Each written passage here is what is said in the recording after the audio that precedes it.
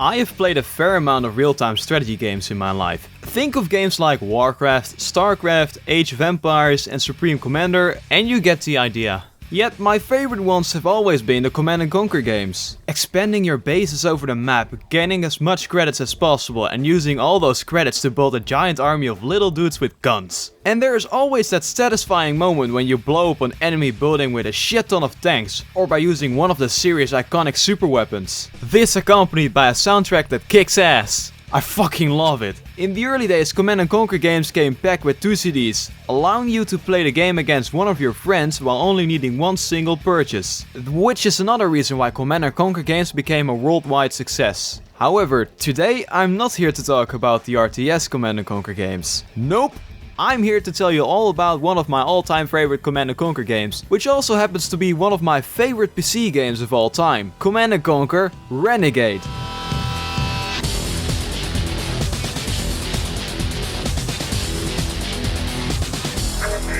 Developed by Westwood Studios and released in 2002, this game here is actually kind of a black sheep in the series. This being because Command & Conquer Renegade is not a real-time strategy game, but a first-person shooter instead. You might question, how does one convert a real-time strategy game into a first-person shooter then? And that's a good question, because it sure as hell is different as opposed to turning a 2D platformer into a 3D game. We've all seen perfect examples of how to do 3D games right, yet we shouldn't forget that there are a few that failed miserably. And I'm looking at you, Bubsy 3D.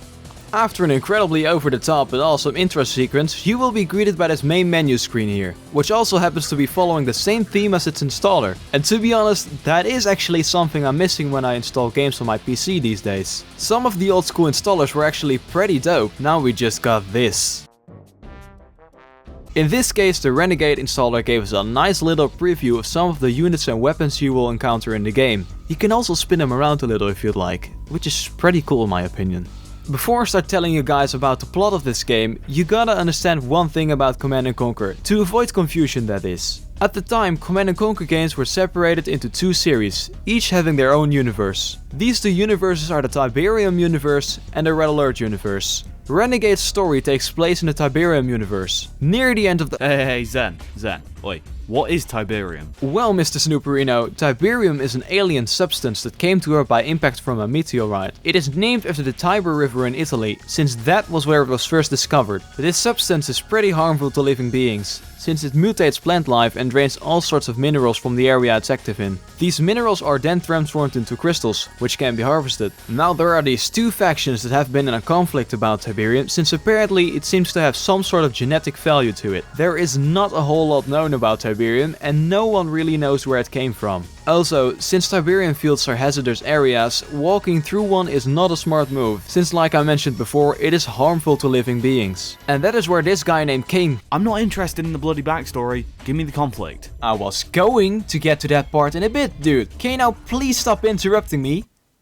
Thank you. There's this ancient and mysterious group of terrorists called the Brotherhood of Nod. This dangerous group is led by Kane. Kane discovered the value of Tiberium crystals, and due to the fact that Nod had almost half of the worldwide Tiberium profits, made it so that the quasi-terrorist group eventually had enough money to be able to grow in size. And they started purchasing all kinds of weapons. This resulted Nod into becoming somewhat of a world power. Kane brainwashed his followers, telling them that Tiberium is the future for mankind, and he plans on using the Tiberium for unknown reasons. Meanwhile, there's another group called GDI, which is a military peacekeeping organization, controlled by the United Nations. When they found out about the plans Nod had, they were like, fuck that shit! Thus the first Tiberium conflict started. And it is called the Tiberium conflict since all of this happened because Nod and GDI were using it as a main resource in order to be able to cover their expenses. You are playing the game through the eyes of a GDI commando named Havoc, like those commando units from the first game. You'll mostly be doing the same things the commander from the older game did.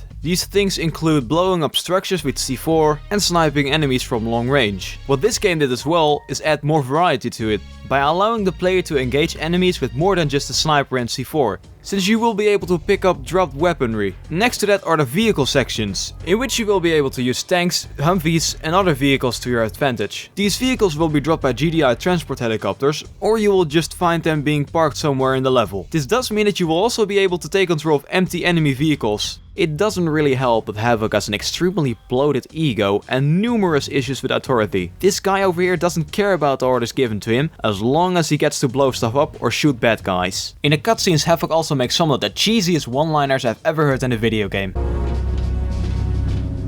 It's one of those new subs. Impressive. Are they armed? This one is. He's armed and extremely dangerous. This is Black Widow. Do not engage GDI Commando. Black Widow? They eat their mates. Perfect. As long as there isn't any conflict of interest. Conflict of interest? No. I got interest in conflict. Conflict. I think Havoc is an amazing character though, most certainly as cool if not cooler than Snake. Anyway, in Renegade the whole story is basically about Havoc trying to save some captured scientists from one of Nod's elite special forces, known as the Black Hand. And no, I don't mean that Black Hand. The leader of the Black Hand is General Gideon Raveshaw, a rather small guy with a big attitude. Which by the way is also voiced by the same voice actor that did Squidward. He's guarded by two mercenaries, Sakura, a former GDI commando, and Mendoza, an extremist who used to work for the Colombian separatist movement. Before jumping into the single player campaign, you'll get the option to either play the tutorial or jump right into the game. The single player has 3 difficulty settings: Recruit, which is easy, Soldier, which is normal, and Commando, which is hard mode. I went for Commando because I'm OP in this game. Oh shit. Renegade has default first-person shooter controls. Not going to go into too much detail about this, since it's pretty obvious that the game will be using WASD controls. In game you can switch between first and third person. I tend to switch a lot between these since third person makes it easier to look around corners and such. When in third person you will be able to use free targeting, which you can toggle on or off by holding the V button down on your keyboard. This allows you to move the cursor over your screen for more advanced aiming. Till a couple of days ago though, I had no clue this was even possible, and that while I've been playing this game for years. There's also the E button, commonly referred to as the action key, which can be used for specific terminals, entering vehicles or talking to AI. I'm good. The heads-up display in this game has something the characters refer to as the EVA unit. What this does is when you're aiming at units, structures or vehicles, you get a small indicator with the name of that object and the amount of health it has left. Kinda like what you'd see if you'd hold your cursor above the units in the older RTS game. The EVA unit also shows your ammo capacity and your health, which pop up next to your cursor to indicate you're running low on one of the two. There's also a radar, which shows you all the units and objectives in the area. Circles indicate infantry, triangles will indicate vehicles, and squares indicate structures. And to get the obvious part out of the way, yellow is for GDI and red is for Nod. Then there are the star indicators which show your mission objectives. Blue stars are secondary objectives and green stars are primary objectives. Primary objectives must be completed for mission success. In the game you'll get a wide variety of weapons, a handgun with unlimited ammo, automatic weapons, sniper rifles, spray guns, rocket launchers, grenade launchers, laser weapons, Tiberium rifles, C4 and lastly super weapon beacons. But you might want to be careful with those Tiberium weapons, since Tiberium guns can mutate your enemies into these weird looking pudding monsters. Eventually they will throw an ion cannon beacon at your face, which you can place somewhere you like, and when it detonates you get this iconic laser beam explosions where you've placed the beacon. Just as awesome as in the older games. Boom! Think before you place a beacon though, since you will not find a whole lot of these in the game. Also, don't stand too close to the beam or expect damage. Health and armor pickups can be found in guard towers or other areas in the maps. How many of them will respawn depends on the game difficulty that you chose at the start. These pickups can also be dropped by enemy soldiers. Speaking of those enemy soldiers, their AI is weird. I don't really know what to say about it other than it being all over the place. I guess it's a good thing that they can act in surprising ways, confusing the player, yet there is a thing I don't like about them, and that is that they are usually really accurate with their aim. I mean, come on! They only need to see a small part of your body and they will automatically detect it and shoot at you. Sometimes even when you can't see them properly, but they can see you for some reason. Fucking wall hacks. There is also the AI that is set to something called Hunt the Player, which means they will automatically take one of all possible routes to follow you around. Noteworthy is that the AI can be really dumb too. There are instances where I was like, what the fuck is going on? What are they even doing? Friendly AI tends to walk around aimlessly and run into enemies, only to get themselves killed. Worst part of this is when there are friendly AI that are vital assets to the success of your mission. If one of these units gets killed, it's game over. And then there are the buildings, which are these large structures that resemble the buildings from the first Command & Conquer game. Structures have a health bar too, which means you can destroy these buildings as well. The interior design of each individual building is always the same, so when you encounter them in later missions, you should eventually be able to know your way around in one. The buildings are usually filled with enemy soldiers and officers, constantly keeping you on your toes, especially when you're low on either health or ammo. Some missions will require you to destroy not structures. You can do this easily by shooting them from the outside with some heavy firepower, but when there is an enemy engineer inside the building, you probably won't get very far. Why is that, you might ask? Well, that's because enemy engineers are constantly repairing the building from the inside, which is why a more efficient way for disabling or destroying a building is by attacking its master control terminal, which acts as the core of a building.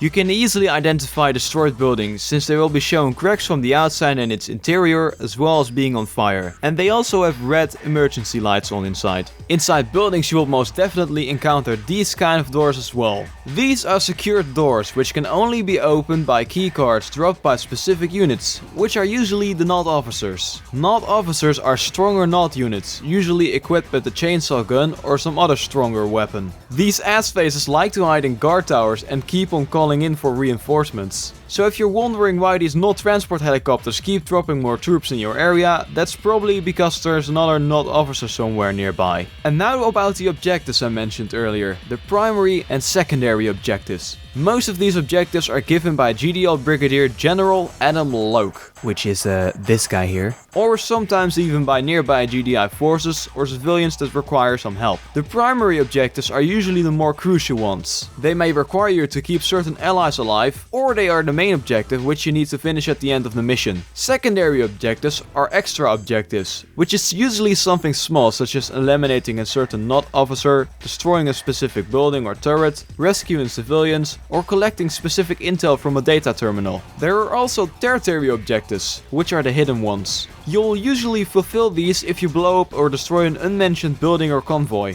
After every completed mission you will get a mission complete screen. These will show all the stats of that current mission, such as the amount of enemy buildings you've destroyed, vehicles you've blown up, or the amount of enemies you have killed, but also where on the body you've made the most crucial hits. And then we have your achieved rank for that mission. Your overall mission rank is determined by a few factors. These factors include your difficulty setting, how many times you had to load a save file, how many secondary objectives you have accomplished, and the time you needed to finish the mission. After each mission you will get a cutscene, which consists out of more polished in-game models. The CGI however looks kinda derpy. I mean, look at Havoc. It's pretty safe to say that this didn't age very well. But when you look at it, if they would have done it like they did in the RTS games, we would be switching from first-person 3D models to real-life actors, which would probably take the immersion away pretty easily. I really like how they've separated the game into these different kind of sections. You're not always doing the same thing, and even when you do, most of the time it won't be for too long. Seeing familiar enemy structures looming in the distance while you make your way through the game's pretty large level is definitely a plus in my opinion. There are also times in which you will have to sneak around as well, taking out enemies from a distance with your sniper rifle, or the moments when you infiltrate an enemy building. But that is not all, since this game has more to offer, because in some areas you will be using vehicles as well. The vehicle controls are great. I dare even say that they are the best I've ever experienced in a video game. Turning around might look a little bit weird, but that would be my only complaint. In this game the default setting is that you can only look at what is in front of your vehicle, but this is easily fixed in the option menu by toggling the camera to the turret of your vehicle. I still don't get why that wasn't the default setting for your vehicle, but I digress. In the game there are a lot of cinematic moments. For example, not attack helicopters taking down GDI transport helicopters, or GDI orcas and not helicopters having dogfights in the air. Some events are scripted and will happen no matter what you do. But there are also events that only occur when you do specific things like killing an ally, or if you take a different route from your objective. When you zoom in on an enemy soldier in one of the earlier missions, there is a not soldier taunting you after you shoot 2 of his allies. Some other cinematic moments gave me a small chuckle while playing. This is not supply helo Delta 12, possible rooftop sighting of terrorists in quadrant 4. Those rocket launchers? Evasive! And it is stuff like this that gives the game more charm. And thanks to it only happening while you're playing, they won't be forced upon you. In fact, you might even miss some of those events if you, for example, blow up a certain structure or kill a certain character. And because of this, not every playthrough will be the same. I've even discovered some stuff I've never even seen in my first playthrough of this game. Graphically, the game looks pretty decent. Textures are usually pretty detailed, the sky usually has moving clouds, and the ambient sound effects inside tunnels, near water, or when in enemy structures give the game more atmosphere. And you do need to realize this was Westwood Studios' first attempt to make a 3D game with their own Westwood 3D engine. However, character models could have been done better in my opinion. Earlier on I mentioned that you're able to switch from first to third person, and in third person you will be able to look at Havok's character model. And funny enough, his character model is actually the most detailed one in the game. And I guess they did that because you will be looking at this bloke here for most of the game. Would have been better if the other models had the same kind of polish though. I said it before and I will say it again, Renegade is a game that could have used a better AI. From the enemies that stand still and just look at you, to the allies that run around like a headless chicken. You could see it as being funny too, I know I did. Aside from the point where the important allies got themselves killed and I failed the mission, it's not completely game breaking. Do mind you that I played this game on Commando, so it's automatically a tad harder for me. On normal it's just a decent game, and on easy it's literally just a breeze. Most of the voice acting in this game was done pretty alright, but in some cases it could have used more variety. Since there are some characters whom are voiced by the same voice actor with the exact same voice. Do you think we can fix it without moving the other Obtain containers? the There's prison no way. security You've all card. gotta go. What kind of damage are we looking at if we leave it until port? Assuming all containers get unloaded, the damage should be minimal. The cleanup is still going to be a major pain. Just leave it for now, but keep an eye on it. If these containers breach, we're going to be up to our necks in trouble. Shouldn't we at least try to mop it up? Sure, knock your socks off. Just be careful of direct exposure. I mean, this is basically one guy doing the same voice between 2 characters. Phoenix Games, is that you? Also, you can't really see them because they are behind those barrels. I can only forgive stuff like this because it's funny. And what the hell is this guy doing? Alright, I'll just leave you alone then. Have fun doing whatever you're doing, buddy. There are a lot of moments in the game where they will do throwbacks to the first Command & Conquer. Not only with just the vehicles, infantry and buildings, but also with some sound effects here and there. Take for example the death sounds from this game. They're the exact same sounds from the older games. The game's soundtrack is pretty good. The tracks have this nice feel that fits both the Command & Conquer series and the fast-paced gun-blazing action that is going on in this game. A lot of tracks are remix tracks from the first game. Just listen to these examples.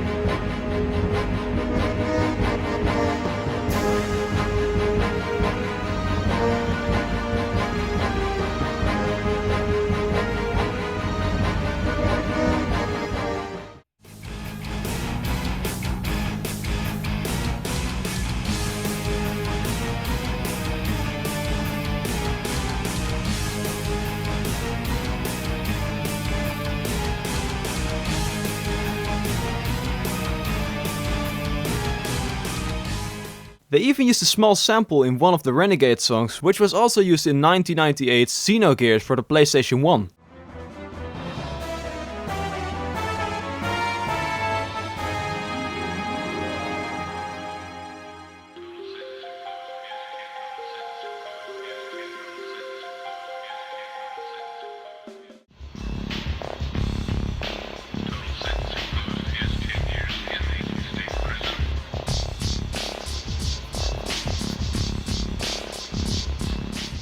And I think everyone will agree on this, Command & Conquer wouldn't be Command & Conquer if Frank Klepacki didn't compose its soundtrack. And with that I will conclude this video. This was just part 1 of 2, so stay tuned for part 2, where I will cover the game its multiplayer. Thanks for watching everyone, my name is Zen, and we will see each other next time.